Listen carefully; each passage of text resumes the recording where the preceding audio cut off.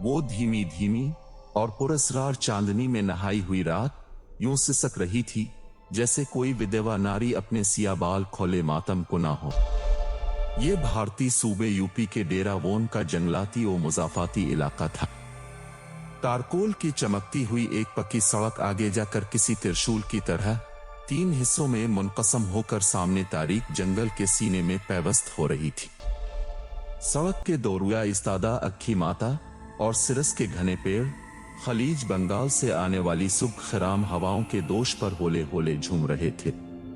400 गंभीर सन्नाटे का राज था।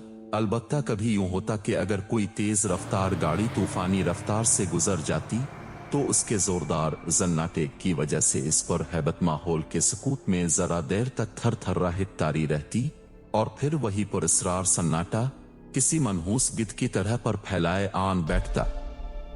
पुरस्कार बासियों की तरह खड़े अक्खी माता के पेड़ों में जिधर सड़क के किनारे किनारे भर भरी मिट्टी भरी हुई थी वहां किसी अनदेखी मखलूक के पैरों के निशान यूं बनते चले जा रहे थे जैसे कोई धीरे धीरे चहल कदमी के अंदाज में चल रहा हो। मिट्टी पर उभरने वाले पैरों की साख्त के निशान किसी औरत के मालूम हो रहे थे। लेकिन एक बात दहशतनाक हद तक अजीब थी कि दिखाई न देने वाली कोई पुरस्कार निस्वानी हस्तियां तो अपनी पुश्त के रुख पर चल रही थी और फिर उसके पांव उल्टे थे क्योंकि भुरभुरी जमीन पर पैरों के निशानात उल्टे बनते चले जा रहे थे। अगर कोई जीता जागता इंसान उन उभरने वाले उल्टे पैरों के निशानात को देख लेता तो दहशत से इसके सीने में धड़कते हुए दिल का आखिरी बार धड़कने के बाद रुक जाना यकीनी था। इसी लम्हे सामने से किसी गाड़ी की तेज रोशनी उभरी और सड़क के किनारे उल्टे पैरों के निशानात भी मजीद उभरने बंद हो गए, जिसका वाज़े मतलब यही निकलता था कि उन देखी चेलपाई एक लम्हे को शायद रुकी थी मगर फिर अगले लम्हे वो फिर चल पड़ी थी, मगर इस बार वो खासी तेज रफ्तारी से चल रही थी क्योंकि उल्टे पैरों के निशानात अब जल्दी जल्दी बन रहे थे। जरा आगे पक्की सड़क से मुल्हका कच्चा मगर कदरे कुशादा और नाहमवार रास्ते अंदर तारीक जंगल में चला गया था। चेलपाई के कदमों के निशान अब तेजी के साथ इस जानिब दौड़े जा रहे थे। इधर इस गाड़ी की रोशनी जो उसकी हेडलाइट्स की थी बतदरीज नजदीक आती जा रही थी। वो एक फिएट कार थी। फिर यूं हुआ कार की रफ्तार आहिस्ता होती चली गई और अगले ही लम्हे इसने कच्चे नाहमवार रास्ते की जानिब मोड़ काटा जिधर कुछ देर पहले ही वो नादीदा चेलपाई दौड़ती हुई गायब हुई थी। कच्चे रास्ते पर उतरते ही कार ने हिचकोले खाने शुरू कर दिए। ड्राइविंग अपनी गिरफ्त मजबूत करते हुए कार की रफ्तार कदरे कम कर दी गई थी। अब कार धीमे धीमे हिचकोले खाती एक पुरानी और नीम तारीकी में डूबे मंदिर के खंडर के करीब से गुजर रही थी। रमेश लाल खुराना 40-45 के थे। बराबर वाली सीट पर उनकी पत्नी दारगा और पिछली सीट पर जवान बेटी शांति विराजमान थी। इसके मली चेहरे पर इस वक्त बिला की मासूमियत और आंखों से इश्तियाक झलक रहा था। रमेश लाल खुराना की निगाहें विंड स्क्रीन के पार कार की हेडलाइट्स में तेजी से निकलते वीरान रास्ते पर जिमी हुई थीं। कभी कभार न जाने क्यों उनके सपाट चेहरे पर एक लम्हे के लिए गहरी तशवीश के आसार नमूदार हो जाते थे। यूं लग रहा था जैसे वो जल्द से जल्द अपनी मंजिल तक पहुंच जाना चाहते हों। शायद रात ज्यादा उतर आई थी इसलिए वो जरा फिक्रमंद भी थे। दर हकीकत उन्हें सरशाम ही अपनी मंजिल पर पहुंच जाना चाहिए था मगर बदकिस्मती से रास्ते में टायर फट जाने की वजह से लेट हो गए थे। सफर की इब्तिदा में ये मुख्तसर सा परिवार बड़े पुरलुत्फ अंदाज में सफर से महजूज हो रहा था मगर फिर जैसे जैसे रात गहरी और मंजिल करीब होने लगी बातों का सिलसिला भी बतदरीज मौकूफ होता चला गया और इन सब को एक पुरस्कार सी चुप लग गई। कार ने एक तन सा मोड़ काटा और उसके बाद वो एक सुनसान मरघट के करीब से गुजरने लगी जो चिपकी हुई चांदनी की धीमी और उदास रोशनी में बेहद पुरस्कार लग रहा था। अचानक फिर जाने क्या हुआ कि यकदम रमेश लाल खुराना ने कार की रफ्तार तेज कर दी। रफ्तार तेज होने की वजह से कार कच्चे और नाहमवार रास्ते पर तेजी के साथ हिचकोले खाने लगी। रमेश क्या हुआ? आहिस्ता चलो, रास्ता देखो कितना खराब है। रमेश लाल की बीवी ने अपने पति को मुतनब्बे किया और अभी उन्होंने इतना ही कहा था कि अगले ही लम्हे अगली सीट पर बैठी शांति के हल्क से एक चीख सी बरामद हुई और ठीक इसी समय रमेश लाल खुराना का पांव भी ब्रेक पर पड़ गया। टायर एकदम जाम होकर कच्चे रास्ते पर जरा आगे घिसकते चले गए और उन्हें मामूली सा झटका लगा। शांति की फैली हुई आंखें विंड स्क्रीन के पार किसी को देखने की कोशिश में महव हैरत थीं। क्या हुआ शांति बेटी? रमेश लाल ने अपनी गर्दन घुमाकर अगली सीट पर बैठी अपनी बेटी शांति की जानिब देखा और तशवीश भरे लहजे में पूछा, डैडी, क्या आपने कुछ नहीं देखा सामने? कदरे रुक रुक कर शांति ने कहा। इसकी फटी फटी निगाहें सामने जैसे गुड़सी गई थीं। नहीं बेटा, मुझे तो कुछ दिखाई नहीं दिया सामने। किसकी बात कर रही हो? तुमने आखिर किस बात पर चीख मारी थी शांति? ऐसा तुमने क्या देख लिया था? उसकी मां ने भी कदरे बुलंद आवाज में पूछा। मम्मी, मुझे यूं लगा जैसे कोई इंसान, शायद वो कोई औरत थी जो अचानक ही हमारी कार के सामने आ गई थी। वो जैसे कुछ याद करते हुए बोली, ओहो, ये तुम्हारा कोई वहम होगा भाई। दुर्गा देवी ने अपना सर झटकुते हुए कहा, नहीं, मैंने खुद देखा था उसे। उन्हें अपनी आंखों से हैरत है, वो आपको क्यों नजर नहीं आई? शांति हैरत से बोली। शांति के कतियत भरे लहजे ने रमेश लाल खुराना को कुछ सोचने पर मजबूर कर दिया था। लिहाजा उन्होंने अपनी कार के शीशे उतारे और दाएं बाएं देखने लगे। मकसद अपनी बेटी की तसल्ली करना भी था। बाहर चारों तरफ गहरा सन्नाटा था। अलबत्ता मरघट पुरस्रार चांदनी में नहाया बड़ा डरावना मंजर पेश कर रहा था। एक जानिब चौड़े पत्तों वाले घने पेड़ नरम खू हवाओं के दोष पर पुरअसरार तमाशाइयों की तरह तालियां पीटते हुए महसूस हो रहे थे। ओहो रमेश, तुम भी किया बच्ची के साथ बच्चा बन गए? गाड़ी तो चला हो, आखिर इस वीराने में क्यों खड़ी कर रखी है? अब दुर्गा ने कदरे बेजारी से कहा। यह अलग बात थी, उनका बच्चा खासा मतवहश हो रहा था।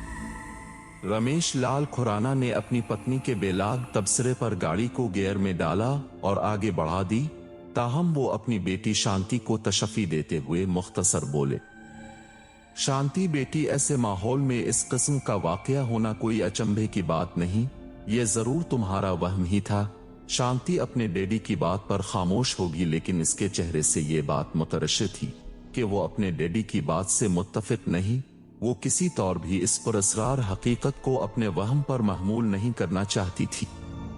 इसे पूरा यकीन था कि इसने अपनी जागती आंखों के सामने कार की विंड स्क्रीन के पार किसी औरत का साया देखा था, जिसके चेहरे के नकूश वाजे न थे। ताहम अपने खदोखाल से वो कोई औरत ही नजर आ रही थी और ऐसा महसूस हुआ था जैसे वो यकदम कार के नीचे आ गई हो। मगर ऐसा कुछ नहीं हुआ था। और पुरअसरार साया सिर्फ इसे ही क्यों नजर आया? वो इसके मम्मी डैडी को क्यों ना दिखाई दिया था, जो बिल्कुल सामने अगली सीट पर विराजमान थे। बहर तौर सफर एक बार फिर खामोशी के साथ मगर कदरे सुस्त रवि से शुरू हो चुका था। लेकिन अभी इस बात को थोड़ी ही देर हुई थी कि अचानक शांति अपनी मां से बोली, माता जी, आपने अभी मुझसे कुछ कहा? ये लड़की तो पागल तो नहीं हो गई है? मैं तो चुप बैठी हूं काफी देर से। इसकी मां दुर्गा देवी गोड़ बढ़ाकर कदरे तेज लहजे में बोली, क्या हुआ बेटा, तुमने क्या सुना? तुम्हारी मम्मी ने तो कुछ भी नहीं कहा, मैं उनके साथ ही बैठा हूं। जी डैडी जी, मुझे यूं लगा था जैसे किसी ने मेरे कान में सरगोशी की हो। मैं समझी शायद माता जी ने धीरे से मुझसे कुछ कहा है, इसका दिमाग चल गया है, दुर्गा देवी ने कहा। शांति के जहन में अब कई किस्म के जवाब तलब सवाल गर्दिश कर रहे थे। शांति फितरतन एडवेंचर पसंद लड़की थी। सफर जारी था। इसी लम्हे फिर शांति को अपनी समाज से मुर्तइश सी आवाज टकराई, जैसे किसी ने गहरी सांस खींचकर पुरअसरार सी सरगोशी की हो। लेकिन वो अल्फाज इस अजीब अंदाज में अदा किए गए थे कि वो उनका मफहूम नहीं समझ सकी थी। मगर अब वो ये बात अपने मम्मी डैडी को बताकर दोबारा मजाक का निशाना नहीं बनना चाहती थी। वैसे भी वो खुद काफी मजबूत असाब की मालिक थी। उधर रमेश लाल खुराना को जरा दौर मध्यम चांदनी में किसी आबादी के धुंधले आसार दिखाई दिए तो उन्होंने कार की भी रफ्तार जरा तेज कर दी थी। अब रास्ता भी काफी हद तक हमवार हो चला था। फिर धीरे धीरे कच्चे पक्के मकानों के धुंधले खाके वाजे होने लगे। वो गली प्रेम की हुदूद में दाखिल हो चुके थे। जरा दौर एक कदरे ऊंचे टीले पर एक कदीम तर्ज की हवेली की अजीम अलशान इमारत नजर आई। ये ठाकुर दयाल दास की हवेली थी। कुछ और आगे बढ़े तो अलसाई हुई आंखों वाले आवारा कुत्ते भौंकते हुए कार का ताक़ुब करने लगे। कार कच्चे पक्के रास्तों और गलियों से गुजरती शुमाल की समत मुड़ गई, जहां छोटे छोटे टीलों की बहुतात थी। मकान अब पीछे रह गए थे। फिर एक टीले को क्रॉस करके कार रुक गई। सामने हेडलाइट्स की रोशनी में मटियाले पत्थरों पर एक हवेली नुमा इमारत नजर आ रही थी, जो अपनी मखसूस कदीम तर्ज की बनावट के बाइस बड़ी पुरशिको लग रही थी। लेकिन इस वक्त वो गहरे सुकूत और अजीब सी उदासी में डूबी हुई थी। लो भाई आ गए रामभूम। रमेश लाल खुराना कार के स्टीयरिंग पर अपना हाथ मारते हुए बुलंद आवाज में बोले और साथ ही कार का हॉर्न भी बजा दिया। हवेली के आगे मुख्तसर सा बागीचा बना हुआ था और फूलों की क्यारियां भी बागीचे के साथ साथ दो रवैया सदर दरवाजे तक चली गई थीं। चंद लम्हों बाद दरवाजा खुला और एक बूढ़ा अपने हाथ में लालटेन थामे नमूदार हुआ। इस बूढ़े को ये लोग पहली ही नजर में पहचान गए थे। ये नंदू बाबा थे, जिन्होंने न सिर्फ रमेश लाल खुराना बल्कि उनके डैडी को भी गोदों खिलाया था। खुराना फैमिली से नंदू बाबा का कुछ ऐसा ही पुराना ताल्लुक था। रमेश लाल उनका बहुत एहतराम करते थे। नंदू बाबा इतनी उम्र को पहुंचकर भी तवाना थे, ताहम वक्त को हिसाब देते देते अब उनकी कमर में खम आ चुका था। उन्हें देखकर ये लोग सब कार से उतर आए। नंदू बाबा अपनी बेटी के साथ इसी हवेली में मुकीम थे, जिसका नाम लाजवंती था, मगर प्यार से सब इसे लाजी कहते थे। जब कभी भी रमेश कुमार खुराना या उनके अजीज वगैरह इस पुरफिजा इलाके में बगर्ज से रो तफरी आते तो आराम भून में फरोकश होते थे। फिर नंदू बाबा और उनकी जवान बेटी लाजी उनकी खिदमत करने में बड़ी तनदेही के साथ मसरूफ कार हो जाते थे। इस वक्त राम भून हवेली के जो ऊपरी दरीचे रोशन थे, वो उन्हीं बाप बेटी की पुरखुलूस खिदमत का सबूत थे। उन्होंने उनके आने की इत्तला पाते ही हवेली के दो कमरों को अच्छी तरह से साफ सुथरा करके दुरुस्त कर दिया था। नंदू बाबा की घरेलू कहानी भी गमनाक थी। उनकी अरसे से कोई औलाद न थी और शादी के पूरे 15-20 बरस बाद जब नंदू बाबा की पत्नी हर्त ने लाजवंती को जन्म दिया तो इस बेचारी का दांत हो गया। लाजी की नंदू बाबा ने कुन मसाइब व आलाम से परवरिश की, ये वही जानते थे। नंदू बाबा कैसे हो? रमेश लाल खुराना जरा आगे बढ़ते हुए बोले, भगवान की कृपा है लाला, शुक्र है अब खैरियत से पहुंच गए, बड़ी रात कर दी वैसे। नंदू बाबा जवाबन बोला, वो रमेश लाल को ही नहीं बल्कि इसके डैडी को भी लाला कहता था। आओ बालिका आओ, अंदर आ जाओ। वो शांति और दुर्गा से बोला और अपनी रहनुमाई में उन्हें साथ लेता हुआ गुलाम गर्दिशों और बिल खाते जीनों से होता एक बड़े कमरे में ले आया। कमरे की आराइश बड़ी खूबसूरत थी। वस्त में एक बड़ा सा जहाजी साइज का कदरे ऊंचा सरहाने वाला पलंग था और छत पर झिलमिलाता हुआ फानूस लटक रहा था। बाहर से हवेली जितनी कदीम तर्ज की लगती थी, अंदर से इतनी ही जदीद साज व सामान से आरास्ता थी। ये लोग थके हुए थे, लिहाजा खाना खाते ही सो गए। यूं तो शांति भी सोने के लिए अपने कमरे में आ गई थी, मगर परेशानी के बाइस इसे नींद नहीं आ रही थी। पहर रात दबे पांव सरक रही थी। कमरे के मेहराबी दरीचे के चौबी किवाड़ खिले हुए थे और उस पर झूलता हुआ महीन पर्दा बाहर से आने वाली सुख खराम हुआ से होले होले फड़फड़ा रहा था। शांति की मसहरी के ऐन सामने दीवार गिर कलाक रात के 2 बजा रहा था। इस कदर सन्नाटे में इसकी बड़ी सुई टुक शांति के दिल और दिमाग में हथौड़े की तरह लग रही थी। शांति अपनी मसहरी पर लेटी अपने साथ पेश आमदा उन पुरस्रार वाकयात के बारे में गौर कर रही थी जिन्होंने इसकी नींद उड़ा दी थी। कार के आगे एकदम किसी औरत का पुरस्रार साया आ जाना, फिर अपने कानों में किसी निस्वानी सरगोशी की सरसराहट, ये सब उसे बेचैन कर रहे थे। एक लम्हे को तो उसके जहन में यह भी ख्याल आया कि हो सकता है ये इसका वहम ही हो, जो बकौल रमेश खुराना के कि ये सब वीरान और हौलनाक माहौल की कास्तानी होती है। जो इंसान की कुव्वत मुतखिला को मुहमीज करके इस पुरस्रार अंदाज में हमला आवर होती है। कमरे के 24 पिट जोर से आपस में टकराए और शांति का दिल धड़क उठा। वो चौंकी थी, वो यकदम उठ खड़ी हुई। इसके असाब तन गए थे। वो आहिस्तगी से चलती हुई दरीचे के करीब आई। सामने बाहर का माहौल होलनाकी में डूबा हुआ था। आसमान दूर तक बिल्कुल साफ था। दूर तक चिमकी हुई चांदनी और उनगिनत टिमटिमाती हुए तारों की रोशनी में इसे सरबफलक पहाड़ की चोटियां नजर आईं जो निशिब में घने और तारीक जंगलों से ढकी हुई थीं। एक लम्हे को शांति को नजारा बड़ा भला लगा। बहरत और शांति को दरीचे के दोनों पिट जोर से बजने की वजह यही समझ में आई कि हुआ का कोई तेज झोंका टकराया होगा, लेकिन इसे हुआ का कोई तेज झोंका महसूस नहीं हुआ था। दूसरे, इसे ये भी अच्छी तरह याद था कि दरीचे के दोनों पिट जो अंदरूनी समत में खुलते थे, लिहाजा उनके खुद ब खुद खुलकर बजने का सवाल ही नहीं पैदा होता था। शांति का दिल ये सब कुछ सोचकर जोर जोर से धड़क रहा था। बहरतौर उसने दोबारा दोनों पिट अंदर की तरफ खोलकर थम में अटका दिए ताकि दरीचा खुला रहे, नर्म नर्म खुश्क हवा का गुजर होता रहे। लेकिन अभी वापस अपनी मसहरी की जानिब पलटी ही थी कि अचानक इसे यूं लगा जैसे इसके करीब ही किसी ने जोर से गहरी सांस खींची हो। वो ठिठक गई, लेकिन रुकी नहीं। वो मोहतात अंदाज में अतराफ की सुनगिन लेती मसहरी तक पहुंची और धीरे धीरे टेटकी हुए अंदाज में मसहरी पर दराज हो गई। इसी लम्हे फिर उसकी समात से पुरस्रार निस्वानी सरगोशी टकराई और इस बार बहुत वाज़े थी। बेटी, तुम आ गई हो। अब मैं शांत हो जाऊंगी। मुझे अब शक्ति मिल जाएगी। सरगोशी सुनकर शांति को पहली बार अपनी रीढ़ की हड्डी में सर्द सी लहर दौड़ती हुई महसूस हुई।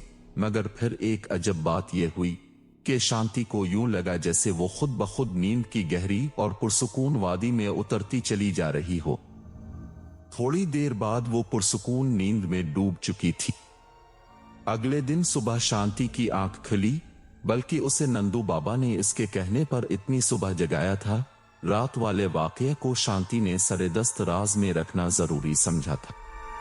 वो अब पहले इस गांव की सुबह खेजी से लुत्फ अंदोज होना चाहती थी, जो उसकी कमजोरी थी, क्योंकि उसे मालूम था कि गांव की सुबह और शाम के मनाजिर बड़े दिलफरेब होते हैं। सुबह की सैर के लिए शांति ने नंदू की बेटी लाजी को साथ लिया। लाजी एक सीधी सादी और मासूम सी लड़की थी। वो लाजी के साथ बाहर चहल कदमी करती हुई रामभून से जरा आगे निकल आई। बहुत जल्द दोनों आपस में घुल मिल गई थीं, क्योंकि शांति बहुत अरसे बाद यहाँ आई थी। गली प्रेम बड़े खूबसूरत पुरफिजा इलाके में वाक़े थी। दौर तक सब्जे की चादर जमीन पर बिछी हुई थी। एक जानिब तवील जंगली पहाड़ी सिलसिला था, जिसकी दिलफरेब ढलानों पर निशिबी जंगल बने हुए थे और जहां से इनगिनत खुश रंग परिंदों के जोर जोर से बोलने और चहचहाने की जलतरंग आवाजें आ रही थीं। नंदू बाबा की बेटी लाजी ने बताया कि डेरा वोन का ये घना जंगल और पहाड़ियां कई 100 मीलों तक फैले हुए हैं, जो आगे जाकर मैसूर की पहाड़ियों के अलावा चक्रोता की पहाड़ियों और हरद्वार के जंगलात से मिल जाते हैं। शांति इन मालूमात से काफी महजूज हो रही थी। इसे नीले और शफाफ आसमान या कहीं कहीं बादलों के सफेद टुकड़े रोई के गालों की तरह तैरते हुए बड़े भले नजर आ रहे थे। शांति हरी हरी दोब वाले एक टीले पर मशरिक की समत अपना मुंह करके खड़ी हो गई। फिर अपने होंठ सख्ती से बंद करने के बाद एक गहरी सांस अंदर खींची और फिर अपना मुकदरे खोलकर धीरे धीरे सांस बाहर खारिज करने लगी। चंद लम्हे यही अमल दोहराने के बाद जब वो योगा की ये बुनियादी वर्जिश कर चुकी, तो फिर इसने बाकायदा योगा की दीगर मशकों के आसन लगाना शुरू कर दिए। एक तरफ खड़ी लाजी बड़ी हैरानकुन नजरों से शांति को योगा करते हुए तकती जा रही थी। इससे यूं लगा जैसे शांति के नर्म और नाजुक जिस्म में हड्डी नाम की कोई चीज ही नहीं। कोई निस्फ घंटे बाद शांति योगा से फारिग हुई और अब खुद को बहुत हल्की फुल्की और पुरसुकून महसूस कर रही थी। योगा करने के बाद वो अपने अंदर आसाबी कुव्वत महसूस कर रही थी, एक गैर मामूली आसाबी कुव्वत। फिर उसके बाद वो दोनों वापस रामभून आ गए, जहां हवेली के बागीचे में इसके मम्मी डैडी नाश्ते में मसरूफ थे। शांति, यहां भी शुरू हो गई तुम्हारी योगा? अब उसकी मां दुर्गा ने शांति की तरफ देखते हुए प्यार से कहा और उसके लिए जूस उंडेलने लगी। मेरी तो समझ में नहीं आता कि आखिर वर्जिश वगैरह करने की क्या जरूरत है। तुम कौन सा मोटी हो। ओहो नो मम्मी, योगा से महज जिस्मानी नहीं बल्कि जहनी और आत्मा की भी वर्जिश होती है। शांति जूस का गिलास अपनी माँ से लेते हुए बोली, इससे कुव्वत फैसला मजबूत और आत्मा शांत होती। अच्छा भाई रहने दो अपना भाषण, इसकी माँ जान छुड़वाने वाले अंदाज में बोली। अपनी पत्नी की बात पर रमेश लाल खुराना ने मुस्कुराने पर इत्तेफा किया और शांति भी अपने डैडी की तरह मुस्कुरा कर नाश्ता करने बैठ गए। वो शाम का वक्त था। दिन भर खेतों में काम करने वाले थके मांदे किसान अपने घरों को लोहिट रहे थे। दूर उफक पर आफताब गुरूब होने की तैयारी में था। परिंदों की खुश रंगदारें आशियाने की तरफ महव परवाज थीं। यही वो मंजर था जो शांति को बहुत इंस्पायर करता था। इस वक्त उसका जहन गड़ी प्रेम आते हुए अपने साथ बीतने वाले पुरस्कार वाकयात में उलझा हुआ था। वो इस बात पर गौर करने लगी कि आखिर वो किसकी सरगोशियां थीं जो उसकी समाज से टकराई थीं, और गुज़िश्ता शब भी इसके कमरे में इसे एक और सरगोशी सुनाई दी थी जिसमें ममता भरी हलावत थी। इसे किसी ने बेटी कहकर मुखातिब किया था। सरगोशी के अल्फाज इसके दिल व दिमाग में गूंज रहे थे। फिर इसे वो बात भी याद आने लगी जब गली प्रेमाते हुए अचानक ही उनकी कार के आगे किसी औरत का ही विला आ गया था। मगर ताज्जुब खेज बात यह थी कि वो साया इसके मम्मी डैडी को दिखाई नहीं दिया था, हालांकि वो दोनों ही कार की अगली सीट पर विराजमान थे। क्या वो सब इसका वहम था? आखिर कोई पुरस्कार हकीकत, कोई ऐसा राज जिस पर से पर्दा उठने वाला था और जो उसकी जात से वाबस्ता था। शांति खड़े खड़े चौंक गई और उसके ख्यालात मुंतशिर होते चले गए।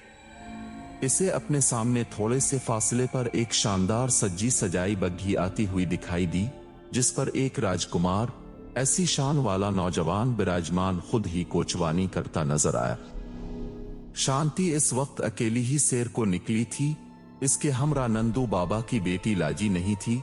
शांति यकतुक इस राजकुमार को देखने में महव हो गई। वो इसी जानिब आ रहा था। शांति सतही जहन रखने वाली लड़की नहीं थी कि हर ईरे गैरे नौजवान लड़के को उसकी शान व शौकत के साथ देखकर रीझ जाती। इस नौजवान का चेहरा मुतासिर कुन था। इसके चेहरे के अनोखेपन ने शांति जैसी लड़की को बिल्कुल ही महव करके रख दिया था। शायद यही वो लम्हे होते हैं जब अजनबियत उनसियत में बदल जाती है। आने वाले राजकुमार ने भी बागें खींच ली थीं। राजकुमार जैसा वो नौजवान शांति पर नजरें जमाए नीचे उतरा, इसके करीब आया। दोनों की आंखें चार हुईं। फिर शायद दोनों के दिलों ने बैक वक्त इस बात की गवाही दी कि अरसे से उनका दिल चुपके चुपके तड़प रहा था। वो यही तो है जो उसकी जागती आंखों के सामने खड़ा था। बस फिर सदियों का सफर लम्हों में तय होता चला गया और वो दोनों एक दूसरे के लिए अजनबी ना रहे। इसका नाम अर्जुन दास था। वो गड़ी प्रेम के ठाकर दयाल दास का इकलौता बेटा था।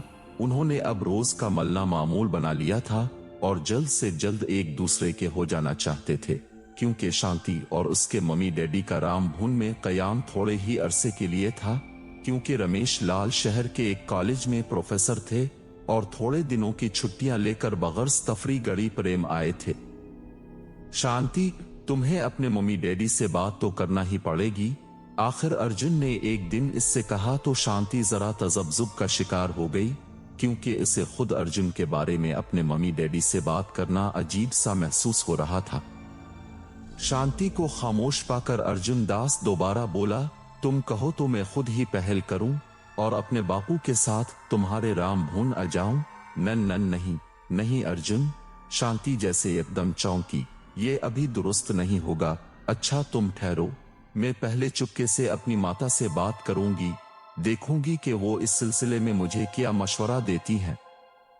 शांति की बात सुनकर अर्जुन के चेहरे पर जरा तरद्दुद के आसार नमूदार हुए। वो उसे मुखातिब करते हुए बोला, ठीक है शांति, मगर जरा जल्द ही बात कर लेना, बल्कि आज ही कर लेना तो बेहतर होगा। कल इस जगह आकर मुझे बता देना। इसके बाद वो दोनों मजीद कुछ देर घूमते और बातें करते रहे। फिर इसके बाद शांति वापस रामभुन लौट आई। मम्मी, वो बहुत अच्छा लड़का है।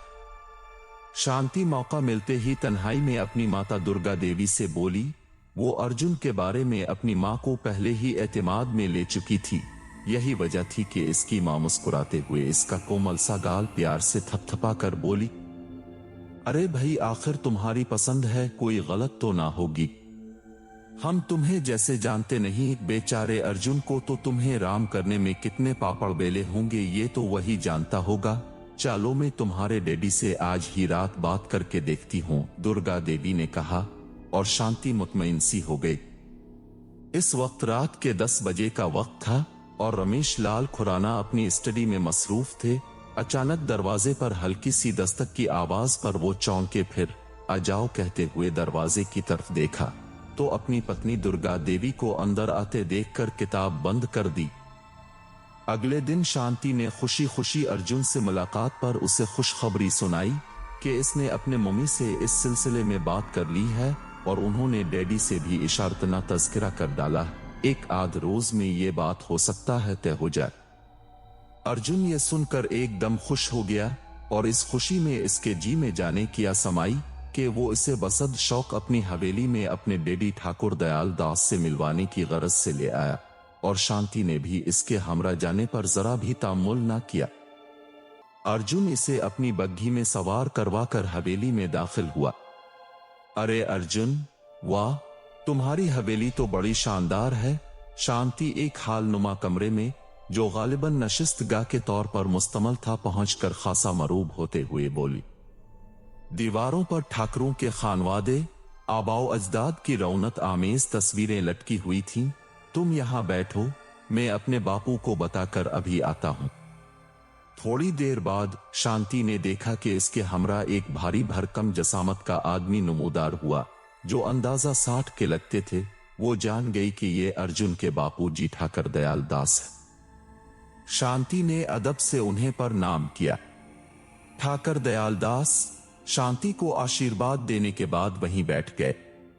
अभी उनके दरमियान रस्मी बातें शुरू हुई थीं कि अचानक ही एक मुहैयर अलअक़ूल वाक़या रूनुमा हुआ। एकदम शांति की हालत मुतगय्यर होने लगी और उसका कोमल चेहरा करख्त और बहुत भयानक होता चला गया।